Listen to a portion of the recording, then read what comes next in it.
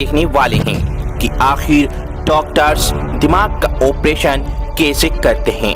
दोस्तों, न्यूरोसर्जन दिमाग की हड्डी में कट लगाकर आखिर हमारे दिमाग के अंदर बढ़कर हमारे दिमाग का ऑपरेशन कैसे करता है। दोस्तों, आज आप इस वीडियो को शुरू से लेकर आखिर तक देखना, क्योंकि आज हम दिमाग के ऊपर फुल डिटेल जानने वाले हैं। वो जानकारी देने वाले हैं जो जानकारी आप सालों भर स्कूल में पढ़ने के बाद भी स्कूल से इकट्ठा नहीं कर पाएंगे।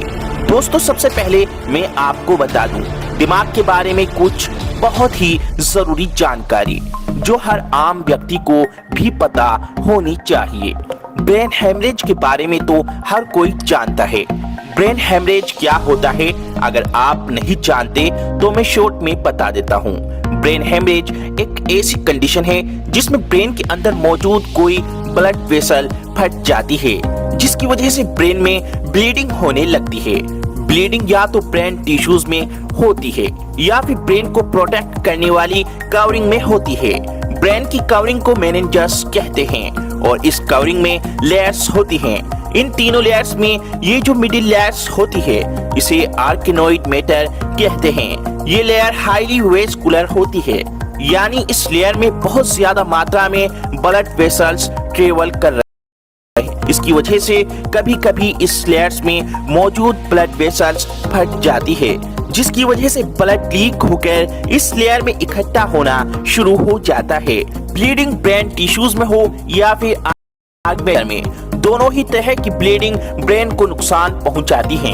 अगर ब्लीडिंग ब्रेन टिश्यूज में हो जाए तो इस केस में ब्रेन के सेल्स ऑक्सीजन ना मिलने की वजह से मरना शुरू हो जाते हैं। और अगर ब्लीडिंग ब्रेन की कवरिंग में हो तो इस केस में ब्रेन की कवरिंग ब्लड भर जाने की वजह से स्वेल होने लगती है, जिसकी वजह से अंदर मौजूद ब्रेन के सेल्स पर दबाव पड़ता है। इस दबाव की वजह से इस रीजन से ब्रेन के सेल्स मरने लगते हैं। ब्रेन में ब्लीडिंग होने की बहुत सारी वजह हो सकती हैं, जैसे कि सर पर कोई गहरी चोट लग जाना, हाई ब्लड प्रेशर की वजह से ब्रेन की रक्त फट जाना, ब्रेन में ट्यूमर का मौजूद होना या फिर मरीज को कोई ब्लीडिंग डिसऑर्डर होना वगैरह वगैरह। अगर ब्रेन हेमरेज के सिम्टम्स की बात की जाए तो जैसे ही किसी शख्स को ब्रेन हेमरेज होता है तो उसके सर में बहुत तेज दर्द होने लगता है और इसके साथ वॉमिटिंग भी हो सकती है। इसके अलावा मरीज देखने और बोलने में मुश्किल महसूस करने लगता है और साथ साथ जिस्म की ताकत खत्म होने लगती है। अगर ये सारे सिम्टम्स किसी शख्स में शो हो रहे हो तो उसे फौरन डॉक्टर्स के पास ले जाना चाहिए, क्योंकि अगर ब्रेन हेमरेज के ट्रीटमेंट में जरा सी भी देरी हो जाए तो पेशेंट की डेथ हो सकती है। ब्रेन हेमरेज को ट्रीटमेंट करने के लिए सबसे पहले जानना ये जरूरी है कि ब्लीडिंग ब्रेन के कौन से हिस्से में हुई है और इससे ब्रेन का कौन सा हिस्सा डैमेज हुआ है। ये सब चेक करने के लिए डॉक्टर सीटी स्कैन या फिर एमआरआई करते हैं और जब डॉक्टर्स देख लेते हैं कि ब्लीडिंग किस हिस्से में है और कितनी है तो इसके बाद ट्रीटमेंट शुरू कर दी जाती है। तो ज्यादातर केसेस में ब्लीडिंग को निकालने के लिए सर्जरी परफॉर्म की जाती है, जिसमें पेशेंट के स्कल में सुराख कर ब्लड गलूट को ड्रेन कर दिया जाता है। ट्रीटमेंट के बाद अगर मरीज में कोई फिजिकल एबनॉर्मलिटीज रह जाती हैं, जैसे कि चलने फिरने और बोलने में मुश्किल हो, तो इसे दूर करने के लिए फिजिकल और स्पीच थेरेपी की जाती है, जिससे कि जल्द ही मरीज सेहत पा लेता है और रोजमर्रा की अपनी एक्टिविटीज सही तरीके से करने लगता है। दोस्तों, अब जानते हैं ब्रेन ट्यूमर के बारे में। दोस्तों, ब्रेन ट्यूमर एक ऐसी कंडीशन होती है जिसमें हमारे ब्रेन के किसी खास हिस्से के सेल्स एबनॉर्मली ग्रो कर एक एक्स्ट्रा हिस्सा बना देते हैं। ब्रेन हमारे स्कल के अंदर मौजूद एक कॉम्प्लेक्स ऑर्गन होता है जो हमारी बॉडी की तमाम एक्टिविटीज को कंट्रोल करता है, मगर कभी कभी ब्रेन के किसी खास हिस्से के सेल्स एबनॉर्मली ग्रो कर ब्रेन के अंदर एक एक्स्ट्रा हिस्सा बना देते हैं जो अपने आसपास मौजूद टिश्यूज से टकराकर स्कल के अंदर प्रेशर क्रिएट कर देते हैं, जिसके नतीजे में पेशेंट में कुछ सिम्टम्स दिखाई देते हैं, जैसे कि सर में तेज दर्द होना, वॉमिटिंग होना, आई साइट का वीक होना, चीजों का डबल नजर आना, बोलने और सुनने में दिक्कत होना, बॉडी बैलेंस डिस्टर्ब होना, जिस्म का कोई एक हिस्सा सुन्न हो जाना या फिर मिर्गी यानी एपिलेप्सी के दौरे पड़ना जैसी चीजें। ये तमाम सिम्टम्स ब्रेन ट्यूमर के पेशेंट को इनिशियस स्टेज में अपेयर होते हैं।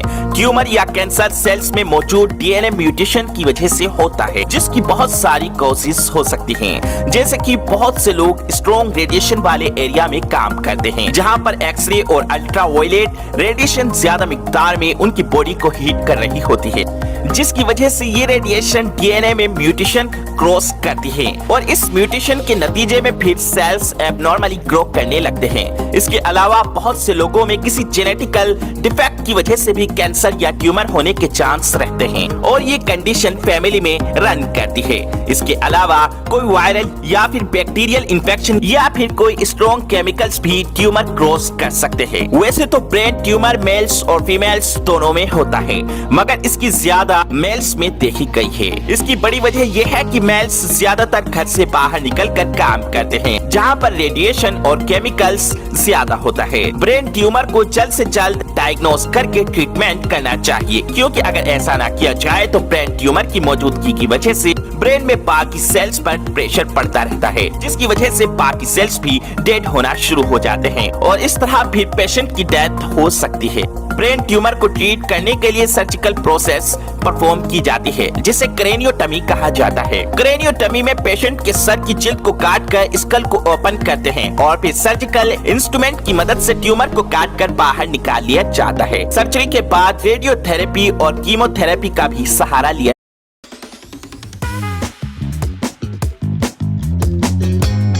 जाता है, जिससे कि ट्यूमर के बाकी बचे सेल्स भी खत्म हो जाते हैं और दोबारा ट्यूमर होने के चांसेस बिल्कुल खत्म हो जाते हैं। दोस्तों, अब चलिए जानते हैं और देखते हैं कि दिमाग का ऑपरेशन कैसे होता है।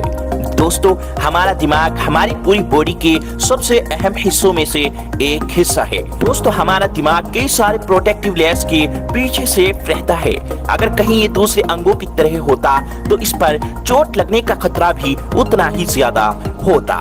ऐसे में आपके मन में इस तरह का सवाल भी जरूर आता होगा कि जब हमारा दिमाग इतनी सारी प्रोटेक्टिव लेयर्स के बीच में सेफ रहता है तो फिर दिमाग का ऑपरेशन कैसे हो पाता होगा। तो फिर इसी सवाल का जवाब पाने के लिए और दिमाग का पूरा ऑपरेशन कैसे होता है, ये सब देखने और जानने के लिए देखते रहें इस वीडियो को। दोस्तों, हमारे शरीर की बनावट में सबसे ज्यादा सुरक्षा हमारे ब्रेन यानी दिमाग को ही दी गई है, यानी कि इसे कई सारी लेयर्स के नीचे बहुत ही सावधानी से रखा गया है। इन प्रोटेक्टिव लेयर्स में सबसे पहले आता है स्कल, जिसे हम आम भाषा में खोपड़ी कहते हैं। जैसा कि आप सब जानते हैं कि हमारी खोपड़ी हड्डियों से बनी होती है, जो हमारे ब्रेन को अच्छे से प्रोटेक्ट रखती है। अब समझिए, इन सब के बीच हमारा दिमाग पूरी तरह सेफ रहता है। लेकिन इसके बाद भी brain tumour, head injury, brain stroke या ब्लड वेसल्स जैसी कोई भी प्रॉब्लम आती है तो इसके ट्रीटमेंट के लिए हमारे ब्रेन तक पहुंचना काफी मुश्किल हो जाता है और तब डॉक्टर्स दिमाग का ऑपरेशन करने के लिए मजबूर हो जाते हैं, जिसे क्रेनियोटमिक सर्जरी कहा जाता है। क्रेनियोटमी वो सर्जिकल प्रोसेस है जिसके दौरान न्यूरोसर्जन दिमाग तक पहुंचने के लिए खोपड़ी से हड्डी वाला हिस्सा पहले तो निकाल देते हैं और फिर सर्जरी के बाद उसे वापस अपनी जगह पर जोड़ भी देते हैं।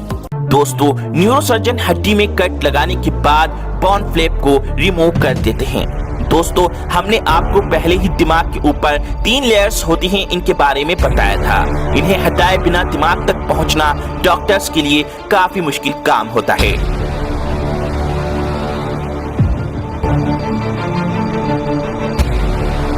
इसके बाद डॉक्टर्स इंस्ट्रूमेंट की मदद से दिमाग में मौजूद ट्यूमर को हटा देते हैं या कोई दूसरी परेशानी हो उसे तुरंत ठीक कर देते हैं।